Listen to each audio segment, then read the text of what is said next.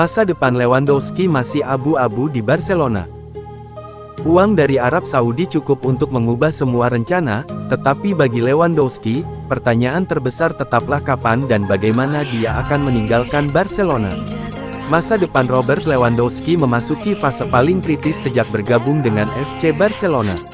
Arab Saudi muncul di waktu yang tepat, dengan tawaran finansial yang menarik dan jangka waktu kontrak yang cukup panjang untuk meyakinkan bintang berusia 37 tahun itu. Kontak telah dibuka, agennya Pini Zahavi secara aktif menjajaki kemungkinan tersebut, dan prospek Lewandowski bermain 2 musim di Liga Pro Saudi bukan lagi spekulasi yang mengada-ada. Secara sepintas, ceritanya sederhana. Arab Saudi memiliki uang, ambisi, dan kebutuhan untuk memiliki ikon global. Lewandowski, dengan reputasi dan performanya yang telah dibangun selama lebih dari 1 dekade, adalah aset yang ideal. Namun sebaliknya, Barcelona tidak lagi melihatnya sebagai pusat perhatian utama. Perubahan ini terjadi secara diam-diam, tetapi cukup jelas bagi mereka yang terlibat untuk merasakannya. Musim ini, Lewandowski telah kehilangan posisi nomor 1 di lini serang. Ferran Torres telah menggantikannya, lebih cocok dengan tempo dan gaya permainan saat ini. Barca membutuhkan kecepatan, fleksibilitas, dan kemampuan menekan. Lewandowski masih tajam di area penalti, tetapi dia bukan lagi satu-satunya solusi. Itu adalah tanda umum bahwa sebuah siklus akan segera berakhir. Kondisi fisik juga merupakan faktor yang tidak bisa diabaikan. Di usia 37 tahun, Lewandowski masih mempertahankan standar profesional yang mengesankan, tetapi masalah otot semakin sering terjadi. Cedera pramusim, kesulitan dengan tim nasional Polandia, dan beberapa pertandingan terakhir membuatnya absen. Tidak serius, tetapi cukup bagi Barcelona untuk mempertimbangkan masa depannya dalam jangka panjang. Bagi klub yang sedang menjalani restrukturisasi keuangan dan personel, risiko adalah sesuatu yang ingin mereka minimalkan. Dalam konteks itu, Arab Saudi menawarkan jalan keluar yang indah. Negara ini tidak memiliki tekanan persaingan tingkat atas yang intens seperti di Eropa, menawarkan kompensasi yang layak, dan menjamin kepemimpinan. MLS juga mendekati, dengan Chicago Fire menunjukkan minat, tetapi sumber daya keuangan mereka tidak sebanding.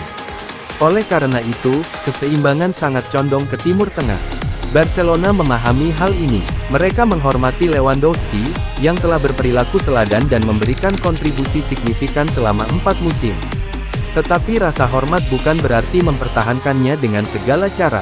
Manajemen sedang mempersiapkan kepergiannya, untuk memberi jalan bagi generasi berikutnya. Itulah logika dingin sebuah klub besar. Bagi Lewandowski, keputusan akhir bukan hanya soal uang. Ini tentang bagaimana dia ingin menutup babak kariernya di Eropa. Apakah pergi selagi masih bernilai, atau bertahan 1 musim lagi untuk mengucapkan perpisahan yang layak? Arab Saudi menunggu, Barcelona juga menunggu. Dan di tengah-tengah itu, Lewandowski berada di persimpangan jalan terbesar sejak meninggalkan Bayern. Kekalahan dari Madrid dan Chelsea jadi titik balik Barcelona. Pemain muda Barcelona Fermin Lopez percaya, performa timnya sudah kembali seperti musim lalu. Kekalahan dari Real Madrid dan Chelsea membangkitkan Barca. Barca sukses merangkai 7 kemenangan berturut-turut di semua kompetisi. Di dalam periode itu, Barcelona menceploskan 19 gol dan cuma kemasukan 6 gol saja. Alhasil, Barca dalam posisi bagus di 3 kompetisi utama. Pasukan Hansi Flick nyaman memuncaki klasemen Liga Spanyol dengan keunggulan 4 poin dari Real Madrid, menembus babak 16 besar Copa del Rey, dan masih punya peluang bagus untuk lolos langsung ke fase gugur Liga Champions.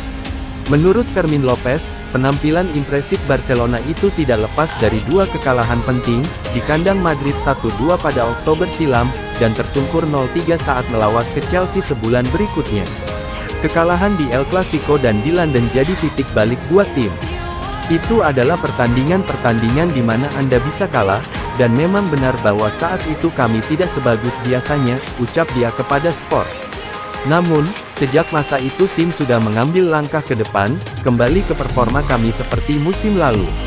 Kami sedang di dalam dinamika yang sangat bagus dan kami berharap akan seperti ini terus sampai akhir musim, Fermin Lopez menambahkan. Barcelona akan mencoba melanjutkan momentum tersebut usai tahun baru. Barca ditunggu derby Katalan dengan menyambangi markas Espanyol pada tanggal 3 Januari mendatang.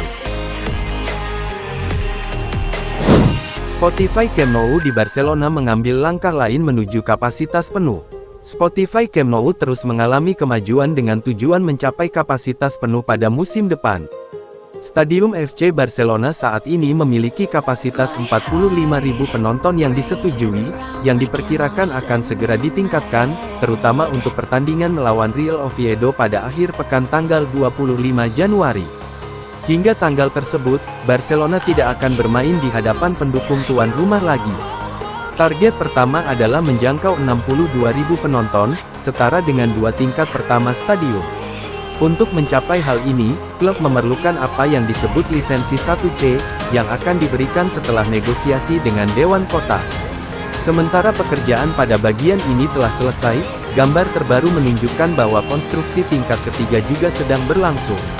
Tujuan klub adalah bermain dengan kapasitas 105.000 penonton musim depan, yang akan menjadikan Spotify Camp Nou sebagai sumber pendapatan nyata, belum lagi atmosfer yang diciptakan oleh penonton seperti itu di stadion.